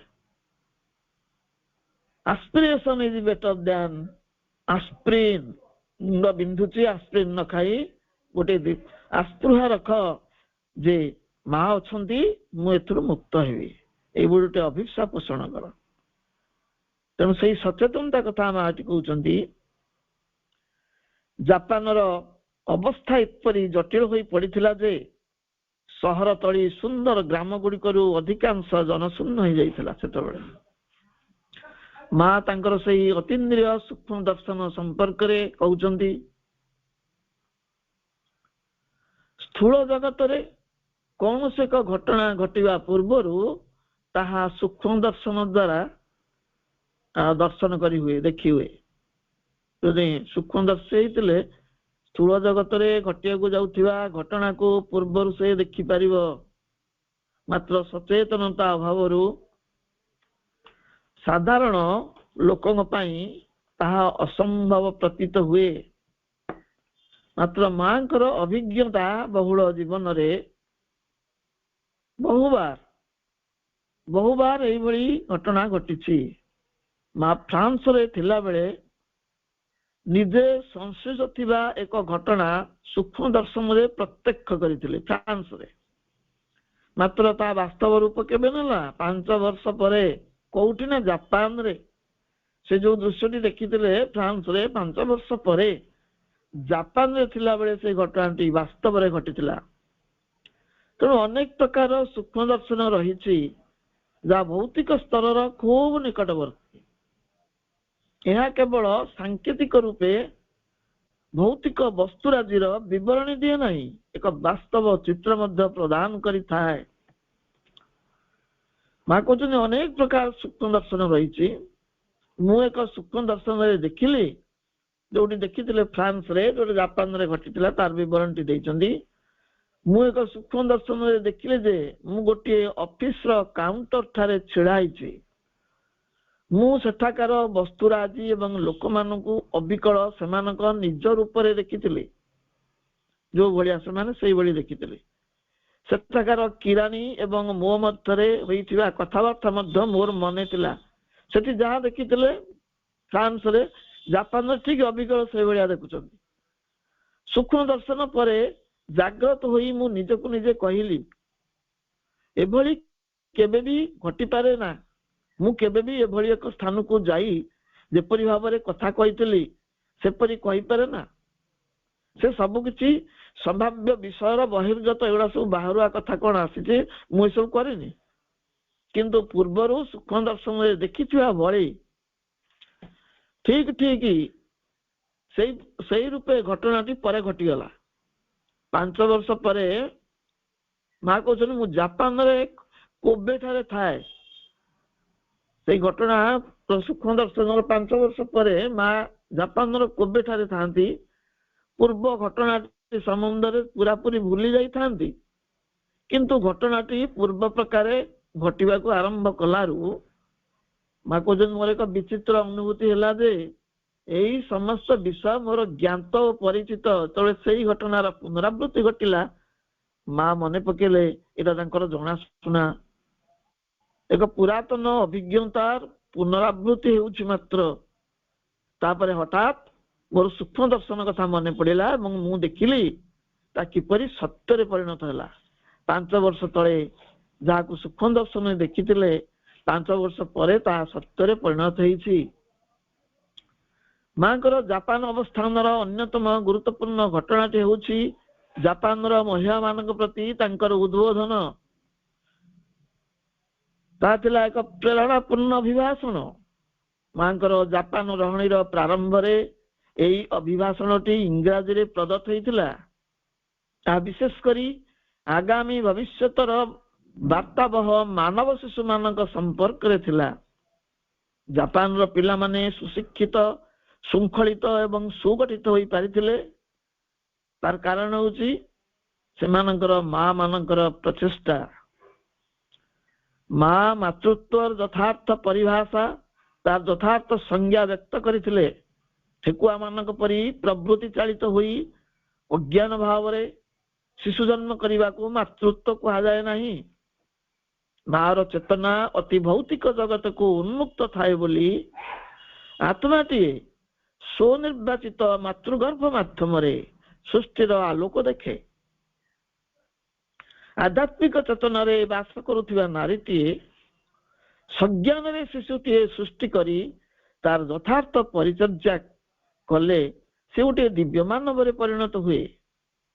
ଆଦୌ ଗୁରୁ ଭାବରେ ଶିକ୍ଷା, ସଂସ୍କୃତି, ସଜ୍ଞାନ ଓ ସଭ୍ୟତାର ଭିତ୍ତିଭୂମି ମା ହିଁ ସ୍ଥାପନ କରେ। ଏହି କ୍ଷେତ୍ରରେ ଗୃହ ଆଉ ତାର ପରିପାର୍ଶ୍ୱ ଏବଂ ଘଟୁଥିବା ସାମ୍ପ୍ରତିକ ଘଟଣାବଳୀର ପ୍ରଭାବ ଗର୍ଭସ୍ଥ ଶିଶୁ ଉପରେ ପଡ଼ିଥାଏ। ଏହାର ଅନେକ କାହାଣୀ ଆମ ଭାରତୀୟ ପୁରାଣ ଶାସ୍ତ୍ରରେ କିମ୍ବଦନ୍ତୀ ଆକାରରେ ପ୍ରକାଶ ପାଇଛି। ପ୍ରାଚୀନ କାଳରେ ଗ୍ରୀକ ମାନେ ସେମାନଙ୍କ ମହିଳାମାନଙ୍କ ଚତୁଃପାର୍ଶ୍ୱରେ କଳା ଓ ସୌନ୍ଦର୍ଯ୍ୟର ପ୍ରତିକୃତି ରଖି ସୁଶୃଙ୍ଖଳ ଜାତି ସୃଷ୍ଟି କରିପାରିଥିଲେ। ଏଭଳି ଏକ ପ୍ରତ୍ୟକ୍ଷ ଉଦାହରଣ ମା ଉପସ୍ଥାପନ କରିଛନ୍ତି। ଏକ ସୁନ୍ଦର ପ୍ରତିମୂର୍ତ୍ତିକୁ ସର୍ବଦା ସଂଦର୍ଶନ କରି ଜଣେ ମହିଳା 2ଟି ଯମଜ କନ୍ୟା ଜାତ କରିଥିଲେ, ଯେଉଁମାନେ ଅସାମାନ୍ୟ ସୌନ୍ଦର୍ଯ୍ୟ ପ୍ରାପ୍ତ କରିଥିଲେ। ପିତାମାତାଙ୍କ ସହିତ ସେମାନଙ୍କର କୌଣସି ସାମଞ୍ଜସ୍ୟ ବା ସାଦୃଶ୍ୟ ନଥିଲା। ବାପା ମାଙ୍କ ଭଳି ସେମାନେ ହେଇନଥିଲେ। ଇଂରେଜ କଳାକାର ରେନୋଲ୍ଡସଙ୍କ ଏକ କଳାକୃତି ସହିତ ସେମାନଙ୍କର 100% ସାମଞ୍ଜସ୍ୟ ଥିଲା। ଶିଳ୍ପୀ ରେନୋଲ୍ଡସ ଯେଉଁ କଳାକୃତି କରିଥିଲେ 2ଟି ଝିଅର, ସେଇମାନଙ୍କ ସହିତ ସେ ଛୁଆ 2ଟିଙ୍କର ସାମଞ୍ଜସ୍ୟ ଥିଲା। ଏହାର କାରଣ ଥିଲା, ମାଟି ଯେତେବେଳେ ଗର୍ଭାବସ୍ଥାରେ ଥିଲେ, ତାଙ୍କ ଶଯ୍ୟାର ଶୀର୍ଷ ଦେଶରେ ସେଇ ଶିଳ୍ପୀଙ୍କ ଦ୍ୱାରା ନିର୍ମିତ ଏକ ସୁନ୍ଦର ପ୍ରତିକୃତିକୁ ସ୍ଥାପନ କରି ଶୋଇଲା ବେଳେ ଏବଂ ଉଠିଲା ବେଳେ ତାକୁ ନିରୀକ୍ଷଣ କରୁଥିଲେ। ହେରିଟେଜ ମ୍ୟାଗାଜିନରେ ମନୋଜ ଦାସ ମଧ୍ୟ ଏଇଭଳି ଏକ ଘଟଣା ଉଲ୍ଲେଖ କରିଛନ୍ତି। ଏକ ବିଦେଶୀ ଦମ୍ପତି ନିଜେ ସୁନ୍ଦର ଥିଲେ ଦେଖିବାକୁ, ସୁଗଠିତ, କିନ୍ତୁ ସେମାନଙ୍କର ଛୁଆ ଗୁଡିକ ଅତି କଦାକାର ଜନ୍ମ ହଉଥିଲେ। ଆଦି ମାନବର କ୍ଷୁଦ୍ର ପ୍ରତିକୃତି ସଦୃଶ ସେଗୁଡିକ ଥିଲେ ବାନରାକୃତି। ଏଇଭଳି ସନ୍ତାନ ମାନଙ୍କୁ ସେ ବରାବର ଜନ୍ମ ଦଉଥିଲେ। ଚିନ୍ତିତ ହୋଇ ପଡିଲେ, ପ୍ରତିକାରର ସମସ୍ତ ପ୍ରୟାସ ବ୍ୟର୍ଥ ହେଲା। ଶେଷରେ ଆଧ୍ୟାତ୍ମିକତାର ସହାୟତା ନେଲେ। ଆଧ୍ୟାତ୍ମିକ ଭୂମି ଭାରତବର୍ଷକୁ ଆଗମନ କଲେ। ଜଣେ ଭାରତୀୟ ସନ୍ଥ ସଜ୍ଜନଙ୍କୁ ସେ ଭେଟିଲେ। ସନ୍ଥ ତାଙ୍କ ସେମାନେ ସେମାନଙ୍କ ଶୟନ କକ୍ଷରେ ଆଦି ମାନବ ଯୁଗର ବାନରାକୃତି ବିକଟ ଛବିର ଚିତ୍ରପଟ ରଖିଛନ୍ତି। ନିନ୍ଦାଥଲ ମାନବ ସବୁ, ଗରିଲା ସବୁ, ସେଗୁଡିକ ବଦଳାଇବା ପାଇଁ ସେ କହିଲେ ଏବଂ ସେ ସ୍ଥାନରେ ଭାରତୀୟ ଅବତାରୀ ଦେବପୁରୁଷ ମାନଙ୍କର ଛବି ସବୁ ରଖିଦେଲେ। କହିବା ବାହୁଲ୍ୟ, ପରବର୍ତ୍ତୀ ସନ୍ତାନ ମାନେ ସେଇ ଦିବ୍ୟ ଦେବାକୃତି ଧାରଣ କରି ଭୂମିଷ୍ଠ ହେଇଥିଲେ। ପୃଥିବୀ ଇତିହାସରେ ଏକ ଅସାଧାରଣ ପରିବର୍ତ୍ତନ ମୁହୂର୍ତ୍ତରେ ଆମେ ମାନେ ବାସ କରୁଛୁ। ଆମର ଆଗାମୀ ପୃଥିବୀ ଦିବ୍ୟ ମାନବ ମାନଙ୍କର ପୃଥିବୀ, ଏ ବିଷୟରେ ଆମେ ସଚେତନ ତ। ତେଣୁ ବର୍ତ୍ତମାନ ଯୋଉ ବିବର୍ତ୍ତନଗତ ଯୋଉ ମୋଡ ଆସିଛି, ଇଭଲ୍ୟୁସନାରୀ କ୍ରାଇସିସ, ସେଇଭଳି ଗୋଟିଏ ବିକଟ ମୁହୂର୍ତ୍ତରେ ଆମେ ମାନେ ପୃଥିବୀରେ ବାସ କରୁଛୁ। ଏବଂ ବର୍ତ୍ତମାନ ପୃଥିବୀର ଯୋଉ ରୂପ, ସେଟା ପୃଥିବୀର ପ୍ରକୃତ ଅବସ୍ଥାର ସମ୍ପୂର୍ଣ୍ଣ ବିପରୀତ ଅବସ୍ଥା, ବିପରୀତ ରୂପ। ଏକ ସକୃତ ଦିବସର ଆଗମନ ସୂଚକ ଉଷାର ହେଉଛି ପୂର୍ବ ମୁହୂର୍ତ୍ତ। ବ୍ୟସ୍ତ ହବାର କିଛି କାରଣ ନାହିଁ। ରାତ୍ରି ପ୍ରଭାତ ପୂର୍ବରୁ ଅନ୍ଧକାରାଚ୍ଛନ୍ନ ହୁଏ। ରାତ୍ରିଟି ଅନ୍ଧକାରାଚ୍ଛନ୍ନ ହେଇଯାଏ ଉଷା କାଳ ଆଗମନ ପୂର୍ବରୁ। ଆମେ ଗୋଟିଏ ସକୃତ ଦିବସର ଉଷାକୁ ପ୍ରତୀକ୍ଷା କରିବା। ବର୍ତ୍ତମାନ ସେଇ ଉଷାରେ ହେଉଛି ପୂର୍ବ ମୁହୂର୍ତ୍ତ। ଘନ ଅନ୍ଧକାରରେ ଆଚ୍ଛନ୍ନ ହୋଇଛି এই ସମଗ୍ର ସୃଷ୍ଟି। ରାତ୍ରିର ଦୁଃସ୍ୱପ୍ନ ପରେ ଏ ଧରିତ୍ରୀ ଏକ ନୂତନ ଜ୍ଞାନାଲୋକରେ ଜାଗ୍ରତ ହେବ, ନୂତନ ସୂର୍ଯ୍ୟର ଆଲୋକକୁ ଆବିଷ୍କାର କରିବ। ତେଣୁ ଆଶାବାଦୀ ହବା, ବର୍ତ୍ତମାନର ଯନ୍ତ୍ରଣାରେ ଭ୍ରମିତ ହବା ନାହିଁ। ମା ନାରୀ ମାନଙ୍କ ପ୍ରତି ପୁରୁଷ ମାନଙ୍କର ନକାରାତ୍ମକ ମନୋଭାବ ସମ୍ପର୍କରେ ମଧ୍ୟ ଅଭିମତ ପ୍ରକାଶ କରିଛନ୍ତି। ପୁରୁଷ ମାନେ ନାରୀ ମାନଙ୍କ ପ୍ରତି ଯୋଉ ନେଗେଟିଭ ଆଚରଣ କରନ୍ତି, ନେଗେଟିଭ ଭାବନା ରଖିଥାନ୍ତି, ମା ସେ ବିଷୟରେ କହୁଛନ୍ତି। ଏହାର କାରଣ ହଉଛି ନାରୀ ମାନଙ୍କର 3ଟି ଦୁର୍ବଳତା। ସେ 3ଟି ଦୁର୍ବଳତା ଆମେ ଜାଣିଛେ, ପୁରୁଷ ପ୍ରତି, ଅର୍ଥ ପ୍ରତି ଆଉ କାମ ପ୍ରତି ଲାଳସା। ଏଥିରୁ ସେମାନେ ମୁକ୍ତ ନୁହନ୍ତି। ପୁରୁଷର ସାମର୍ଥ୍ୟ, ସାହଚର୍ଯ୍ୟ, ନିରାପତ୍ତା ଖୋଜନ୍ତି, କାମ ବାସନା ଚରିତାର୍ଥ କରିବାକୁ ଚାହାନ୍ତି ଏବଂ ପୁରୁଷର ଅର୍ଜିତ ଅର୍ଥକୁ ଆୟତ୍ତ କରିବାକୁ ଚାହାନ୍ତି ବିଳାସପୂର୍ଣ୍ଣ ଜୀବନ ପାଇଁ। ତେଣୁ ଏଇ 3ଟି ବନ୍ଧନରେ ସେମାନେ ବନ୍ଦୀ ହେଇଛନ୍ତି। ଯେତେ ମୁକ୍ତ ହେବାକୁ ଚେଷ୍ଟା କଲେ ବାହାରୁ ହେଇପାରିବେନି। No law can liberate women unless they free themselves। ନାରୀମାନେ ଯଦି ନିଜେ ନିଜକୁ ମୁକ୍ତ କରିବା ପାଇଁ ପ୍ରୟାସ ନ ହୁଅନ୍ତି ଏବଂ ଏଇ ଯୋଉ ଆସକ୍ତି ରହିଛି ପୁରୁଷ କାମ ଅର୍ଥ ପ୍ରତି, ସେ ଆସକ୍ତିର ବନ୍ଧନକୁ ଛେଦନ ନ କରନ୍ତି, ତାହେଲେ ସୃଷ୍ଟିରେ କାହାରି ଶକ୍ତି ନାହିଁ ସେମାନଙ୍କୁ ମୁକ୍ତ କରିବ। ମା ଆଶାବାଦୀ ଅଛନ୍ତି। ମା କହୁଛନ୍ତି ନାରୀର ଗର୍ଭରୁ ଅତି ମାନବ ଜନ୍ମ ନେବ, ଏହା ଏକ ବିସମ୍ବାଦିତ ସତ୍ୟ। The superman shall be born of a woman. This is a big unquestionable truth। କିନ୍ତୁ ଏହି ସତ୍ୟ ନିମିତ୍ତ ଗର୍ବ ଅନୁଭବ କରିବା ଯଥେଷ୍ଟ ନୁହେଁ। ଏହାର ଅନ୍ତର୍ନିହିତ ଅର୍ଥ ଉପଲବ୍ଧି କରି ସେହି ଅନୁସାରେ ନିଜକୁ ପ୍ରସ୍ତୁତ କରିବା ଅତ୍ୟନ୍ତ ଗୁରୁତ୍ୱପୂର୍ଣ୍ଣ। ଭବିଷ୍ୟତର ସେହି ଦିବ୍ୟ ମାନବ ମାନଙ୍କ ସମ୍ପର୍କରେ ଏବଂ ଜନ୍ମ ନେବାକୁ ଯାଉଥିବା ସେହି ନୂତନ ପୃଥିବୀ ସମ୍ପର୍କରେ ବହୁ ପୂର୍ବରୁ ମା ପୂର୍ବାଭାସ ଦେଇ ସାରିଛନ୍ତି। ଆମେ ପୂର୍ବାଭାସ ପାଇଛୁ। A new world is born, ମା କହୁଛନ୍ତି। The world is preparing for a big change, will you help?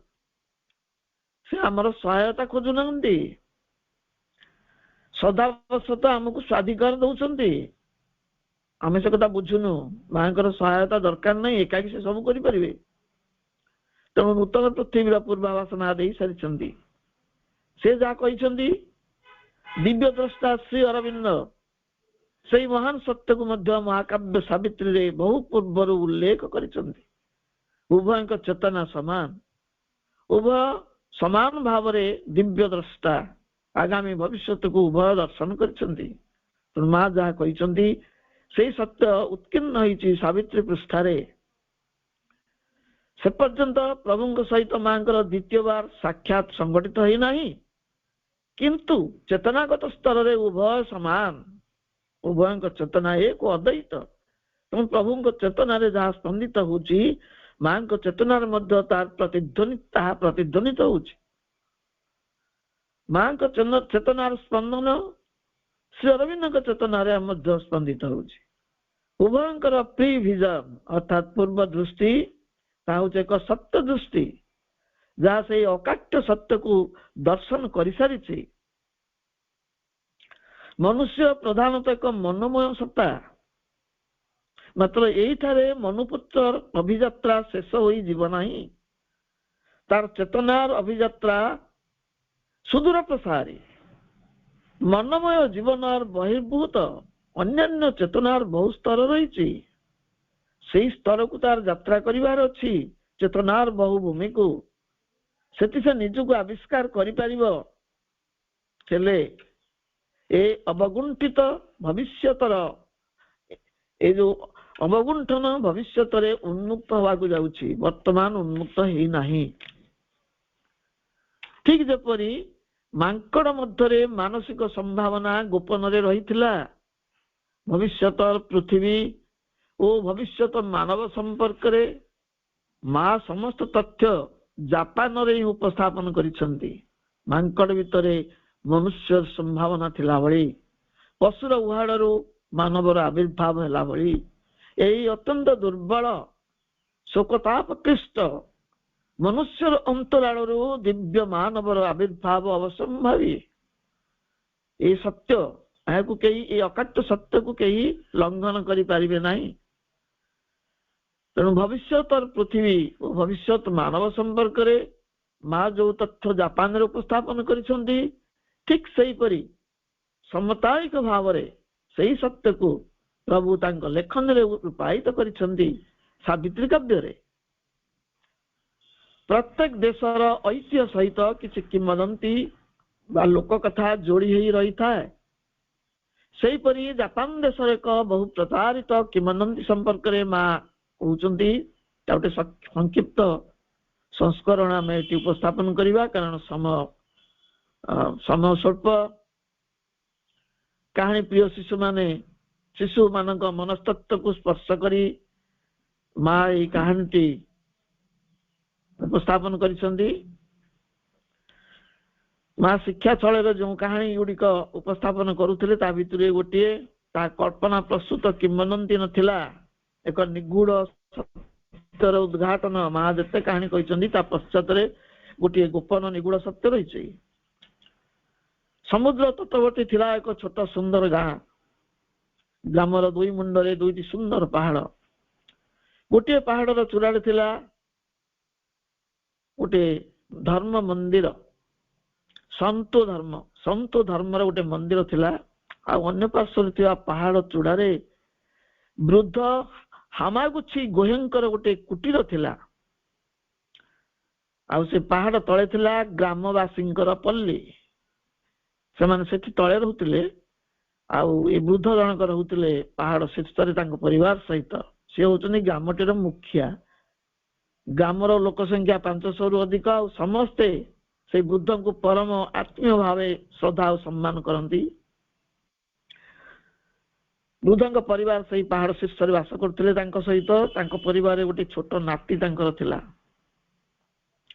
ଗ୍ରାମବାସୀ ମାନଙ୍କର ମାନେ ଚାଷ କରି ଜୀବିକା ନିର୍ବାହ କରୁଥିଲେ ଏବଂ ଅଭାବ ଅନାଟନ ସମୟରେ ଏଇ ବୃଦ୍ଧ ସେମାନଙ୍କୁ ଅନେକ ସାହାଯ୍ୟ କରନ୍ତି। ଦିନକର କଥା, ସେଦିନ ଥାଏ ସିନ୍ତ ଧର୍ମର ଏକ ପର୍ବ। ଗ୍ରାମଟି ଉତ୍ସବ ମୁଖର। ବୃଦ୍ଧଙ୍କ ପରିବାର ସମସ୍ତ ସଦସ୍ୟ ପାହାଡ ତଳକୁ ଓହ୍ଲେଇ ଯାଇଛନ୍ତି ଉତ୍ସବରେ ଯୋଗ ଦେବା ପାଇଁ। କେବଳ ଛୋଟ ନାତିଟି ଜେଜେଙ୍କର ମାୟା ଛାଡି ନପାରି ତାଙ୍କ ପାଖରେ ଅଟକି ରହିଛି। ସନ୍ଧ୍ୟା ନଇଁ ଆସୁଛି। ଦିଗ୍ବଳରେ ଗୋଧୂଳିର ରକ୍ତିମ ଆଭା। ଆଲୋକମାଳରେ ସୁସଜ୍ଜିତ ଗ୍ରାମଟି ଉତ୍ସବ ମୁଖର। ଆନନ୍ଦ ବିଭୋର ବୃଦ୍ଧ ସମୁଦ୍ର ଦିଗକୁ ମୁଖ ଫେରେଇ ଚକିତ ହେଇ ଉଠିଲେ। ସମୁଦ୍ର ଧୀରେ ଧୀରେ ଦିଗନ୍ତ ଅଭିମୁଖେ ଅପସରି ଯାଉଛି, ଘୁଞ୍ଚି ଘୁଞ୍ଚି ଯାଉଛି। ଅପସୃୟମାନ ସମୁଦ୍ର ପଛରେ ଧାବମାନ ଉତ୍ସବ ମୁଖର ଗ୍ରାମବାସୀ ବୃନ୍ଦ। ହଠାତ୍ ବୃଦ୍ଧଙ୍କର ପିଲାଦିନର ସ୍ମୃତିଟିଏ ଜାଗ୍ରତ ଉଠିଲା। ସେ ଆତଙ୍କରେ ଶିହରି ଉଠିଲେ। ଗ୍ରାମବାସୀ ମାନଙ୍କୁ ପାହାଡ ଉପରକୁ ଫେରି ଆସିବାକୁ ହବ। ସଂକ୍ଷେପରେ କାହାଣୀଟି ଉପସ୍ଥାପନ କରୁଛି।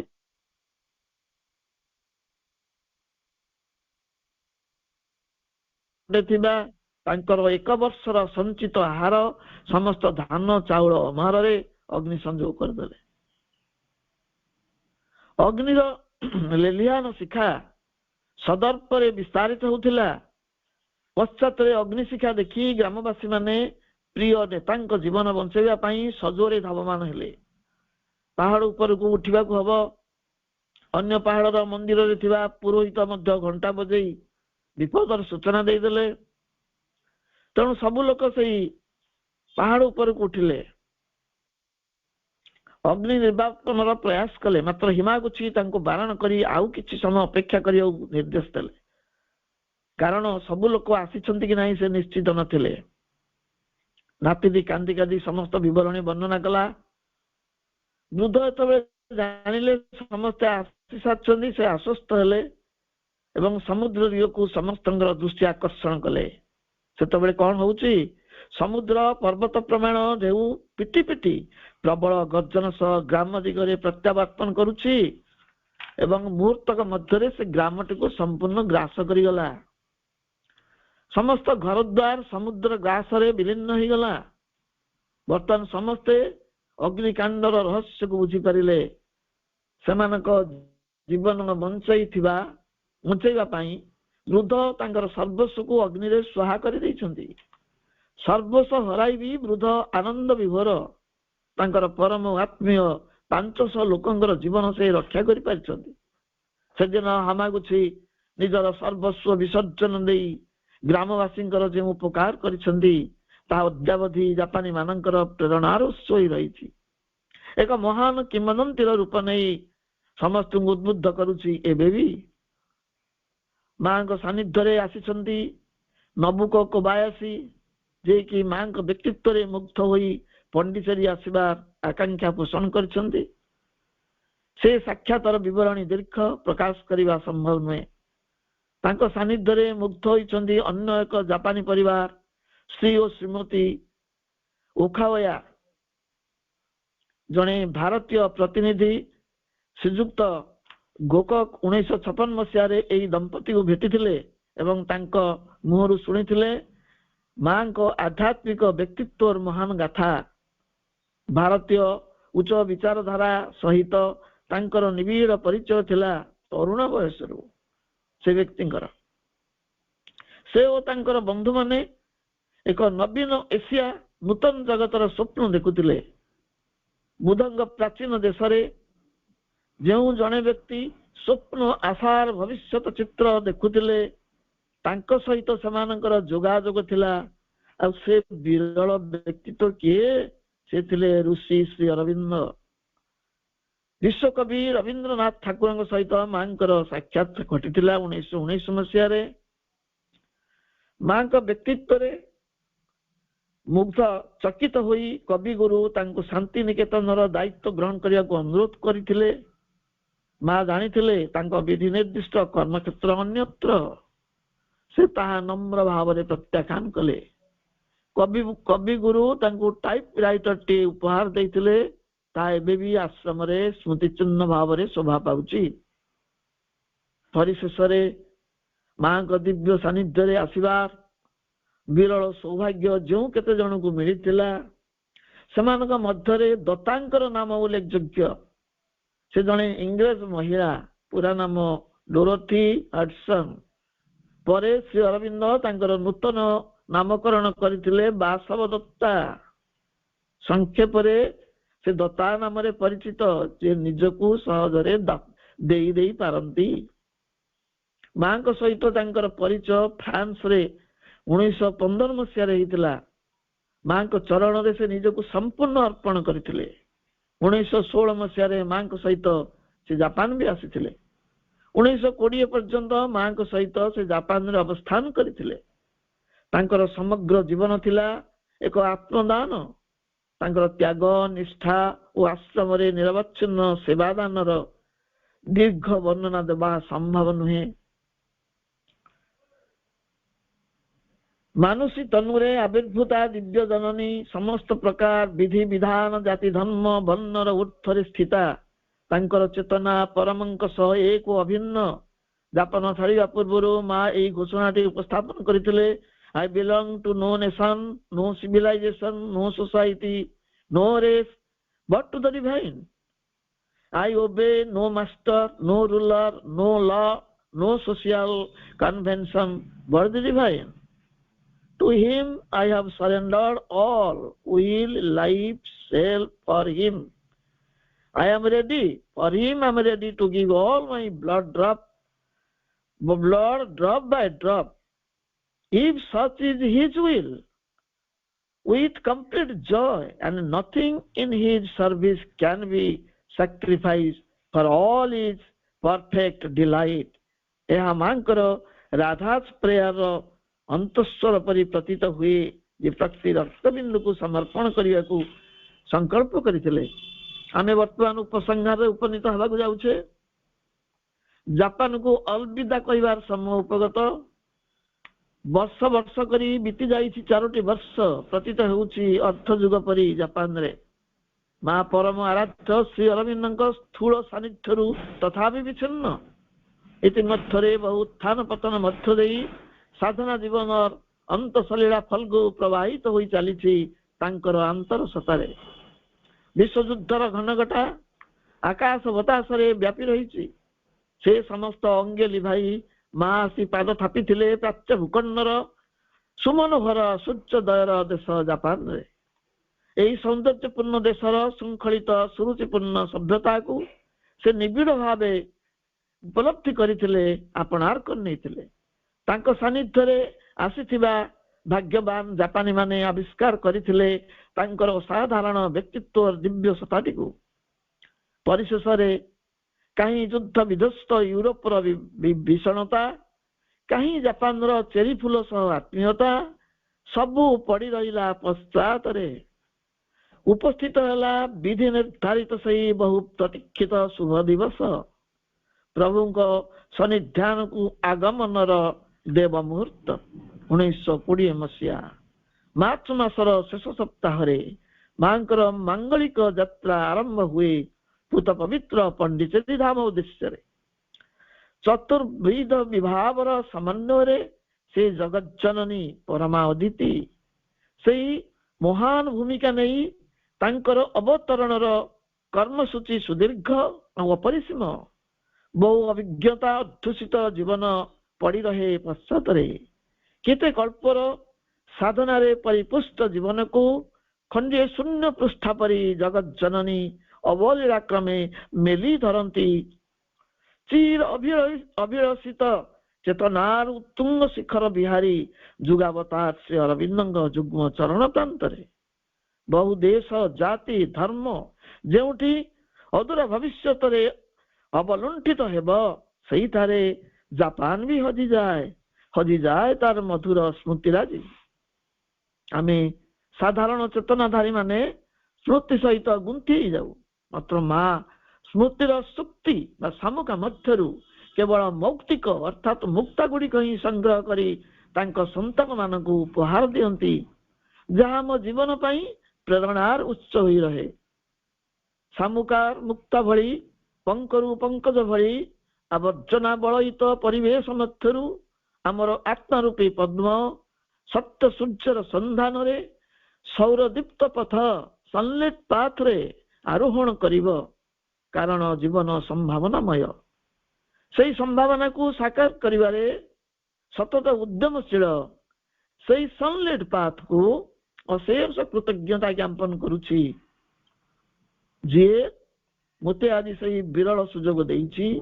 ଦିବ୍ୟ ଜନନୀଙ୍କର ସ୍ମୃତିରେ ତଲ୍ଲୀନ ହୋଇଯିବା ପାଇଁ ଦିବ୍ୟ ଜନନୀଙ୍କର ଜୟ ହଉ, ପୂର୍ଣ୍ଣ ଯୋଗର ଜୟ ହଉ, ପ୍ରଭୁ ଶ୍ରୀ ଅରବିନ୍ଦଙ୍କର ଜୟ ହଉ।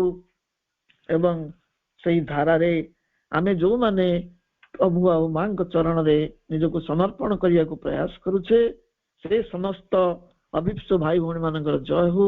ସମସ୍ତଙ୍କୁ ଧନ୍ୟବାଦ। ବନ୍ଦେ ମାତରମ୍।